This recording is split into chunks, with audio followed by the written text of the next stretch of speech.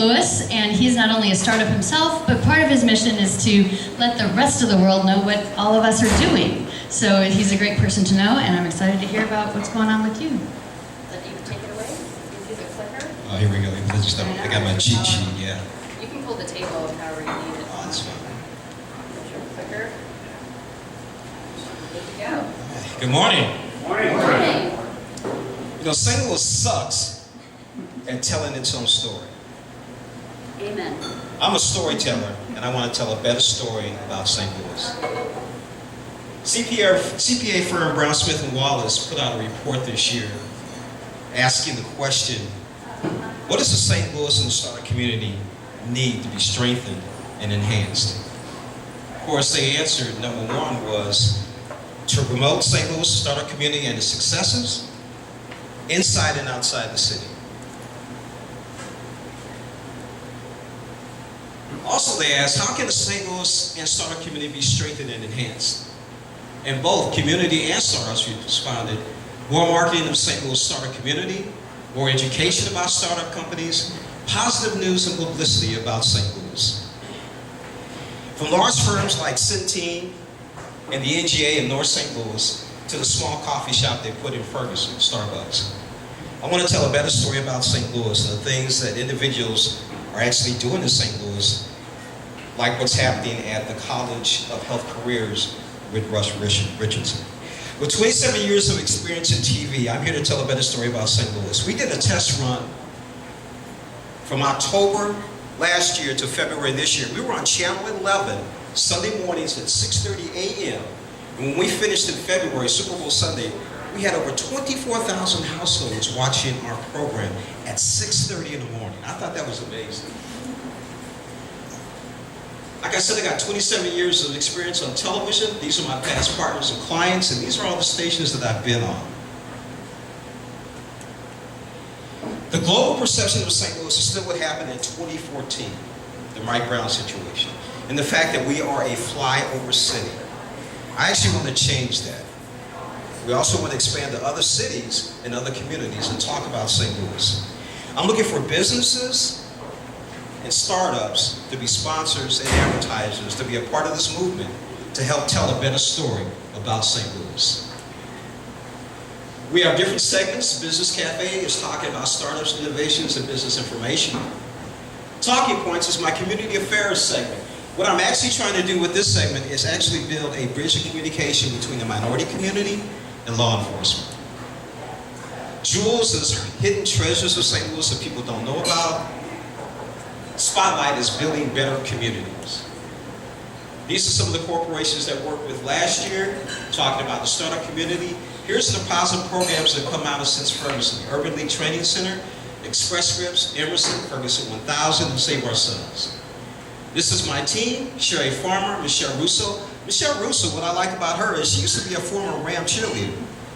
She actually has a degree in journalism. She's on my TV show. ST.Louis on the end used to play basketball at St. Louis University. She played semi-pro basketball and was also one of the assistant coaches for a semi-pro team, the Surge. These were my fall sponsors: Explore St. Louis, Express Scripts, Vatterott College, Innovation by Merit, and St. Louis Development Corporation. These are my spring sponsors so far, and we're looking for more people to join.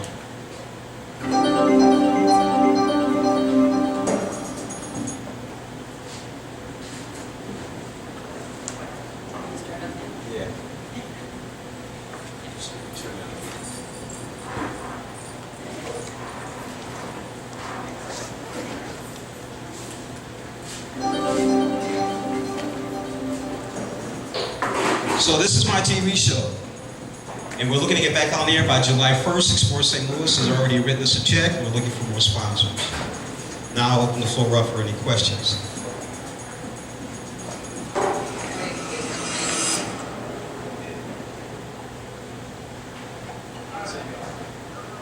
Hi, James Tomas, morning Glenn. Hi, BB. Good. Yeah, turn it down. So while we're looking at the video, I'll answer any questions you guys might have. Who wants to start? Come on, maybe a question and answer. Question.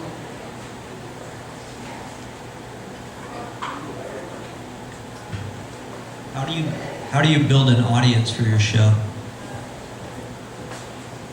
Make sure that you're consistently on the air each and every week.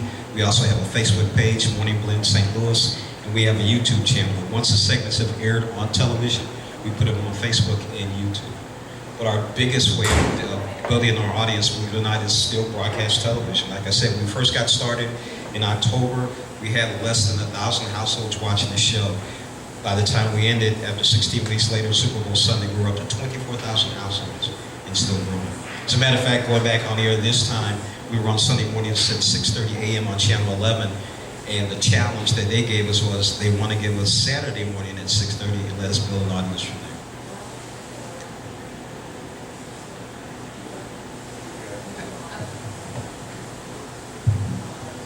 How are you, I mean, so far, how have you found your content? I.e., how have you found people to be on the show? Because a lot of people don't like being on TV, and how would you continue with that? Well, if you can see, last year I was at Innovation by Merritt's at the Union Station. They were one of our sponsors, and I'm a little embarrassed to admit this. We did interviews. You saw a couple of interviews there, the first one with Boeing. But she also asked me, would you like to do an interview with Steve Wozniak? And yes, I didn't know who Steve Wozniak was. So I learned very quickly. Also, I was at the Startup Connection in Washington. I go to as many events as I can where there's any type of startup innovation that's happening. I go to Washington University's events. We go to the Danforth Science Center when they have events. And I know you guys see me every Thursday at the Cortex during Venture Cafe, and we grab people all the time and have them on the show. We actually had a couple of people, here's the interview with Steve Wozniak. Yeah, I didn't know who he was, my ignorance. We had a couple of people who were down there from Berkshire Hathaway, who had never heard of Venture Cafe, never heard of the Cortex, didn't know what was going on in St. Louis, and these two young ladies have been living in St. Louis all their lives, and they worked for Berkshire Hathaway and didn't know what the Cortex or Venture Cafe was. So I'm all over the place.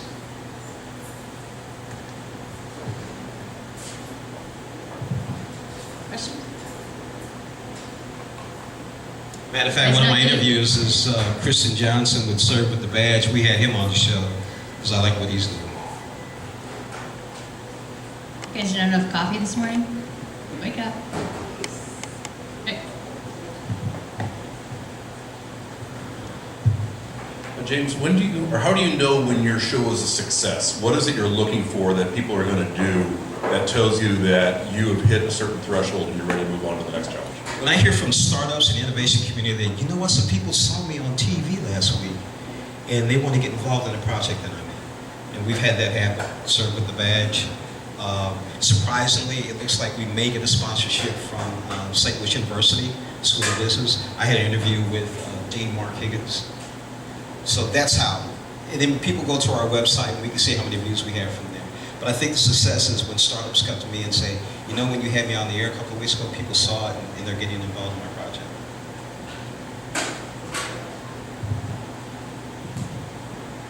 That's, laudable goal. It's great. How are you going to keep the lights on? I mean, you're looking for donations. Not donations, sponsors and advertisers. I've been doing this for 27 years. I haven't seen a regular paycheck or a salary paycheck since 1985. Everything I've done has been commissioned, believe it or not. I'd rather earn what I do. So sponsors and advertisers. At one time, I actually had Channel 11 was expecting to get Soul Train, Motown Review, and there was a urban magazine, a black magazine was supposed to have a TV show out. They were expecting to get these 3-hour shows. And I was on at 12:30 with my music video show, Hot Videos. And all shows got canceled. Soul Train got moved to Channel 5. So they were stuck with 3 hours of no programming. And they approached me on it, and I came up with 3 ideas, actually 4 ideas for different shows. And it was on Friday night. I was started at 12:30 a.m. in the morning, all the way to 3 o'clock in the morning. I was affectionately known in Channel 11 as their Black Knight, because I had 4 to 5 different shows. Started off with the music video show, and we had a magazine show. Also, out of that, I became a movie critic. I have a show called First Look at the Movies. I get to see all the brand new movies and travel back and forth and do interviews.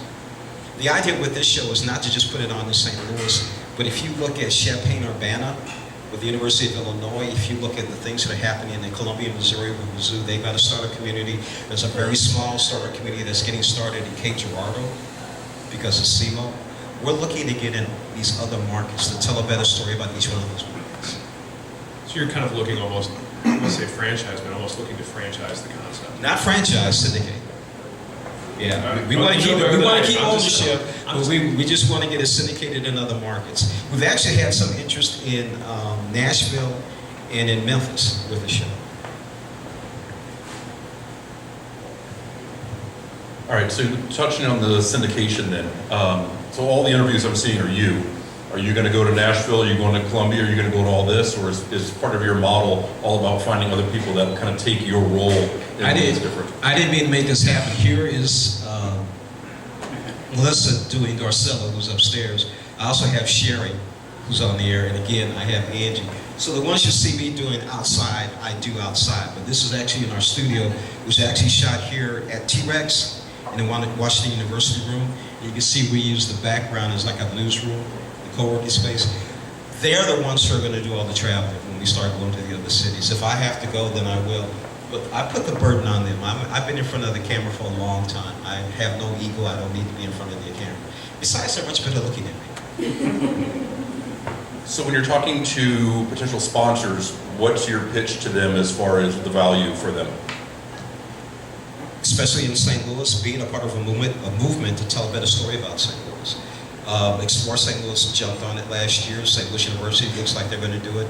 Enterprise Bank, a lot of people don't know about Enterprise University and the program that they have as far as classes on marketing, business plans, expansion, getting yourself ready for a loan. Also, they've got a new project with the Community Redevelopment Department within Enterprise Bank. They're going to spend $2.8 billion in the North St. Louis area as far as redevelopment, and they want to get the word out about that. St. Louis University just hired Jock Land from the Platinum Group, and he's working with them on Habitat for Humanity in North St. Louis. And they also have a priest that is boots on the ground in the crime area in Walnut Park in St. Louis. They want to get the word out about that. So that's their motivation to be a part of it. Also, surprisingly, I don't know if you guys have heard of A.B. Mori. Ladies, if you do any type of baking and you use Fleischmann yeast, they're the people that put out Fleischmann yeast, and they're in the Cortex. And they like the idea of telling a better story about St. Louis, and they were one of my sponsors. James, can you talk a little bit about, I agree that we in St. Louis need to do a better job. And we need to not only let the metro area, I mean, there's people in St. Louis that don't only know certain pieces of this town, but what are you doing to get the word about St. Louis outside of us just talking to ourselves about things that are going on? Again, that's where we're going to hit other markets. Kansas City, Columbia, Springfield, Illinois, Springfield, Missouri, Terre Haute, Indianapolis. So your goals there are to not just tell those community stories, but to also bring the tell St. Louis story to those because people communities. still look at St. Louis as a flyover city. They still think of the 2014. I talked to a lady at Washington University about a year ago, and she asked if Ferguson was downtown St. Louis. Matter of fact, when Ferguson happened, I have a sister who lives in D.C. and another sister that lives in San Diego, and they both called me up asking, "Are you okay? Is everything okay in St. Louis? We're watching these riots." I said, that's a 2-block area in a small town in North County. It is not downtown St. Louis. Another question? From your show, do you have like a favorite story? From your show, do you have like a favorite story, one that just sticks with you? Serving with the badge, former police officer Christian Johnson, who's standing over there, don't mean to pick on him. The fact that he is involved in one of the highest crime areas in St. Louis with porch lights, plus his idea of connecting, I don't know if you're familiar with St. Louis, but there's a police station that's on Union Boulevard, and he wants to take that area behind the police station and connect it all the way down to Kings Highway with Matthew Dickey's Boys and Girls Club and City Academy. I think it's a great idea. That's one of my favorite stories, especially about St. Louis. Along with that is Rush Richardson, who over the last 35 years has been the owner and president of College of Health Careers. And what he has done with African American students, or African American individuals, young African American adults from North St. Louis who have seen or witnessed relatives or friends getting shot and killed, helping them getting their lives together, getting them involved in the College of Health Careers, getting their degree and getting them to move on in the medical field. Russ Richardson is a tremendous story of what he's been doing over there. He actually talks about one young lady who actually lost a brother through a drive-by shooting. He was not the target, but she lost a brother through a drive-by shooting. And she actually came to school right after the funeral the next day. And she broke down in tears, and Rush and a couple of the counselors sat there and talked to her about it. And they helped her along. So those are the kind of stories that I like. Ooh, sugar fire.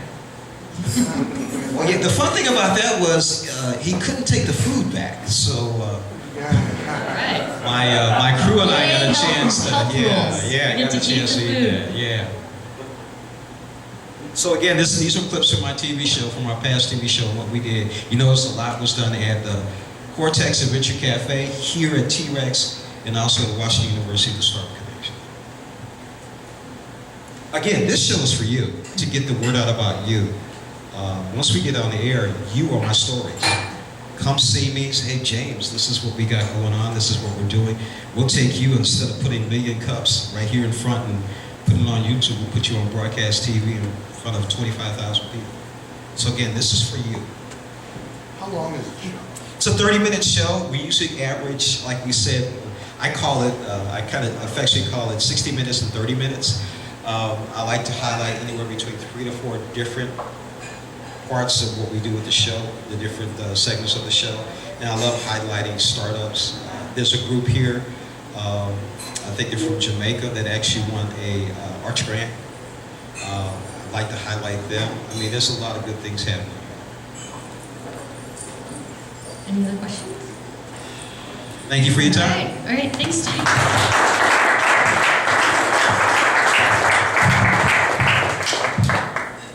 Okay, well, go ahead, grab more coffee. If you want a reminder that Luis is having office hours